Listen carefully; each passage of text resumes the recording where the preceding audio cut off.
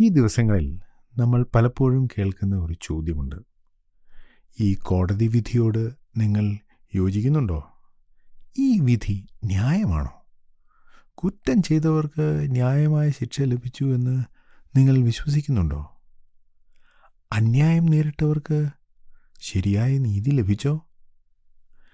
പ്രമാദമായ പല കേസുകളുടെയും വിധി വരുമ്പോൾ ആളുകൾ ചോദിക്കുന്ന ചോദ്യങ്ങളാണിവ. 35ഓളം യുവതികളെ സയനൈഡ് ഗുളിക കൊടുത്ത് വകവരുത്തിയ മോഹൻ എന്ന കുറ്റവാളിക്ക് കർണാടകയിലെ വിചാരണ കോടതി വധശിക്ഷ വിധിച്ചു. എന്നാൽ മേൽക്കോടതി അത് ജീവപര്യന്തമായി കുറച്ചു. ആ വിധി വന്നപ്പോൾ ആളുകൾ ഇത്തരത്തിലുള്ള ചോദ്യങ്ങൾ ചോദിച്ചു. കൊല്ലപ്പെട്ട ആ പെൺകുട്ടികളുടെ ബന്ധുക്കൾ ഇപ്പോഴും ദുഃഖിച്ചിരിക്കുമ്പോൾ അവരുടെ കൊലയാളി ജീവിച്ചിരിക്കുന്നു എന്നത് അവർക്ക് വിഷമമുണ്ടാക്കില്ലേ? ഈ ലോകത്ത് തെറ്റിന്, കുറ്റത്തിന് ന്യായമായ ശിക്ഷയുണ്ടോ?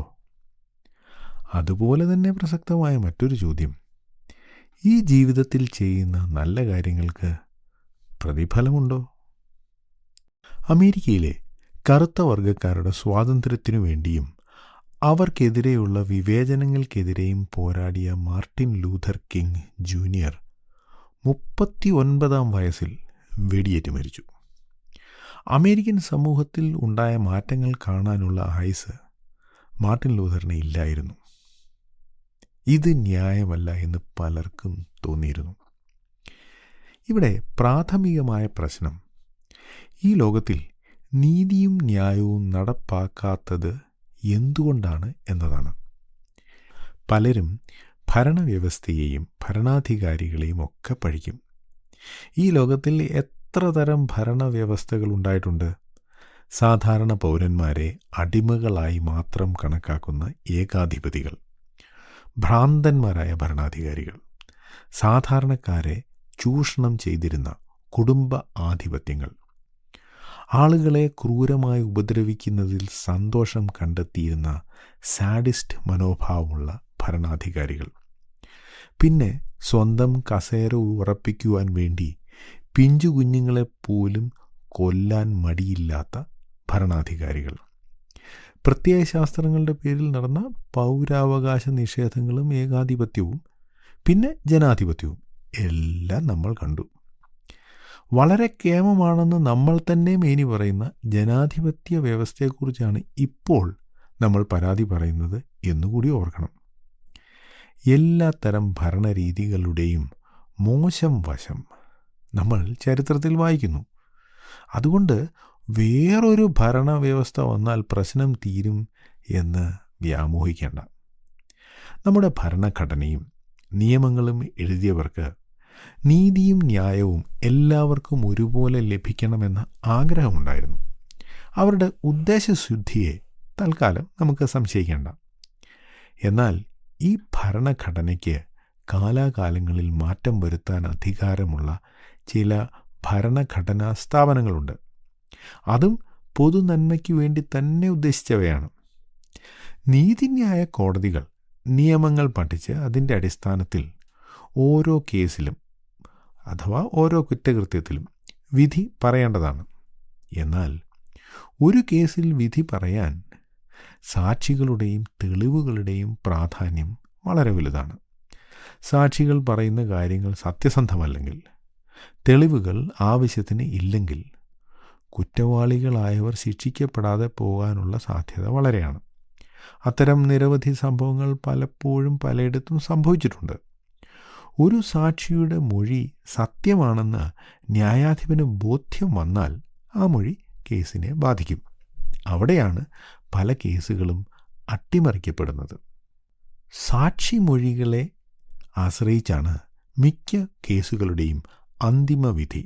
എന്നാൽ ചില കേസുകളിൽ സാഹചര്യ തെളിവുകളും ശാസ്ത്രീയ തെളിവുകളെയും കോടതി അംഗീകരിക്കാറുണ്ട്. കാര്യങ്ങൾ ഇങ്ങനെയൊക്കെയാണെങ്കിലും സാക്ഷികൾ മനുഷ്യരാണ് എന്ന കാര്യം നമ്മൾ മറക്കരുത്. അവർക്കും അറിഞ്ഞോ അറിയാതെയോ തെറ്റുകൾ സംഭവിക്കാം. ഇത് നമ്മുടെ നാട്ടിലെ കോടതികളിൽ വിധി പറയുന്നവരുടെ കാര്യത്തിലും സത്യമാണ്. അവരുടെ മുമ്പിലുള്ള തെളിവുകളുടെയും സാക്ഷിമൊഴികളുടെയും അടിസ്ഥാനത്തിൽ അവർ വിധി പറയുന്നു. അവർക്കും തെറ്റുപറ്റാം, അവരും മനുഷ്യരാണ്.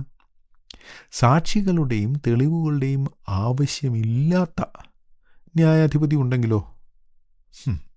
ഇങ്ങനെ വിധി പറയുന്ന സ്വേച്ഛാധിപതികൾ ചരിത്രത്തിലുണ്ട്. ഇപ്പോഴും ചില രാജ്യങ്ങളിൽ അത് നടക്കുന്നുമുണ്ട്. അത്തരം ന്യായാധിപതികളെ അല്ല ഞാൻ ഉദ്ദേശിച്ചത്. നടന്ന സംഭവത്തെക്കുറിച്ച്, കുറ്റകൃത്യത്തെക്കുറിച്ച് എല്ലാം നേരിട്ടറിയാവുന്ന ഒരു ന്യായാധിപതി. ആ ജഡ്ജി തന്നെ കുറ്റകൃത്യത്തിന് സാക്ഷിയാണെങ്കിലോ? എങ്കിൽ തീർച്ചയായും അയാളുടെ വിധി ന്യായമായിരിക്കും. ഇനി നമുക്ക് ഒരു പടി കൂടി കടന്ന് ചിന്തിക്കാം. ആ ജഡ്ജിക്ക് കേസിൽ ഉൾപ്പെട്ട എല്ലാവരുടെയും മനസ്സിലെ ചിന്തകൾ കൂടി അറിയാമെങ്കിലോ? അങ്ങനെയെങ്കിൽ കുറ്റകൃത്യവും അതിൻ്റെ പുറകിലുള്ള ഉദ്ദേശവും തെളിയിക്കേണ്ട യാതൊരു ആവശ്യവും ഉണ്ടാവില്ല. അത്തരം ഒരു ന്യായാധിപൻ മനുഷ്യരുടെ ഇടയിൽ ഉണ്ടാവുകയില്ല. അതുകൊണ്ട് തന്നെയാണ് എല്ലാ കാലത്തും ലോകത്തെല്ലായിടത്തും ന്യായാധിപന്മാരുടെ വിധിന്യായത്തെക്കുറിച്ച് പരാതികളുണ്ടാകുന്നത്, അവരുടെ വിധികളെ ചോദ്യം ചെയ്യുന്നത്. വാസ്തവത്തിൽ മുമ്പ് പറഞ്ഞതുപോലെ ലോകത്തിൽ നടക്കുന്ന എല്ലാ കാര്യങ്ങളുടെയും ദൃക്സാക്ഷിയായ, എല്ലാവരുടെയും മനസ്സറിയുന്ന ഒരു ന്യായാധിപൻ ഉണ്ടെങ്കിൽ അത് ദൈവമാണ്. കുടുംബത്തിലും സമൂഹത്തിലും അനീതിയും ദുഷ്ടതയും വർദ്ധിച്ചു വരുന്ന ഒരു സമയം ദൈവം ഒരു പ്രവാചകനിലൂടെ സംസാരിച്ച കാര്യങ്ങൾ മലാഖി എന്ന പ്രവാചകൻ എഴുതിയിട്ടുണ്ട്. യഹൂദന്മാർ അവരുടെ ദൈവത്തിന് വിരോധമായി അനീതിയും അന്യായവും പ്രവർത്തിച്ചതിൻ്റെ ഫലമായി അവർ അടിമകളായി ബാബേലിലേക്ക് പോകേണ്ടി വന്നു. 70 വർഷങ്ങൾക്ക് ശേഷം അവർ സ്വന്തം നാട്ടിൽ മടങ്ങി വന്നു. ഇപ്പോൾ അവർ വലിയ ഭക്തിമാർഗത്തിലാണ്. അവരുടെ ദേവാലയത്തിൽ ചടങ്ങുകളെല്ലാം തകർത്ത് നടക്കുന്നുണ്ട്. പക്ഷേ അവരുടെ കുടുംബത്തും സമൂഹത്തിലും അവർ വലിയ ക്രൂരതയും ചൂഷണവുമാണ് നടത്തുന്നത്. പുറമേ നോക്കിയാൽ വലിയ ഭക്തിയാണെന്ന് തോന്നും. ഇത്തരം ആളുകളോട് ദൈവം എന്താണ് പറയുന്നത് എന്ന് നമുക്കൊന്ന് നോക്കാം. ആദ്യം സ്വന്തം കുടുംബത്ത് ഭാര്യയെ പീഡിപ്പിക്കുകയും അവളോട് അവിശ്വസ്തത കാണിക്കുകയും ചെയ്യുകയും ഭക്തി അഭിനയിക്കുകയും ചെയ്യുന്നവരോട് ദൈവം ഇങ്ങനെ പറയുന്നു. ഞാൻ വായിക്കാം. രണ്ടാമത്, നിങ്ങൾ ഇങ്ങനെ ചെയ്യുന്നു.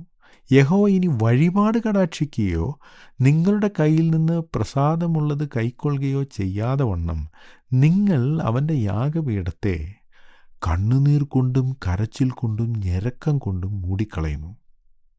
എന്നാൽ നിങ്ങൾ അത് എന്തുകൊണ്ട് എന്ന് ചോദിക്കുന്നു.